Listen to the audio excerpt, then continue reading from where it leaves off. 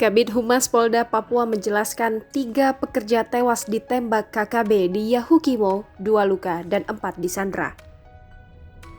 Kepolisian daerah Papua menyebut 3 pekerja bangunan tewas diserang kelompok kriminal bersenjata di Kampung Bingki, Kabupaten Yahukimo pada Kamis 24 Juni 2021 pukul 11.05 waktu Indonesia Timur. 2 pekerja luka serius dan 4 orang lainnya disandra. Semua korban adalah warga sipil yang bekerja pada PT Sinama untuk pembangunan proyek jembatan Kalikuk Kampung Samboga, Distrik Seradala. Truk yang dikemudikan Saiful dihadang saat hendak menuju PT Berantas di Kampung Sukamo seusai mengambil material proyek berupa batu ciping dari kem Kalikuk di Kampung Samboga. Menurut korban yang selamat, KKB diperkirakan berjumlah 30 orang. Selanjutnya, pimpinan KKB Yahukimo Tendius Gwijangge memerintahkan pasukannya segera melakukan pemeriksaan dan operasi. Truk sempat kembali ke arah kem PT Seremoni Kalikuk untuk berkumpul sesama karyawan dan warga setempat. Namun sekitar pukul 15.50 waktu Indonesia Timur, personel Polres Yahukimo mendapat informasi lewat telepon bahwa telah terjadi penembakan terhadap warga Bingki bernama Obajanang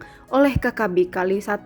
Adapun 3 korban meninggal, Suwardi, Sudarto, dan Idin, belum teridentifikasi. 2 korban luka yakni Saiful warga DKI luka serpihan kaca mobil dan Obajanang 35 tahun warga Kampung Bingki luka tembak pada bagian paha.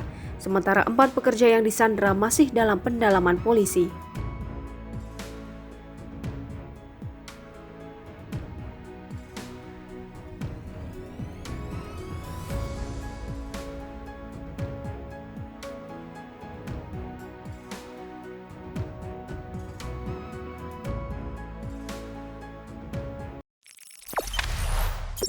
Jangan lupa subscribe, share, komen, dan like ya!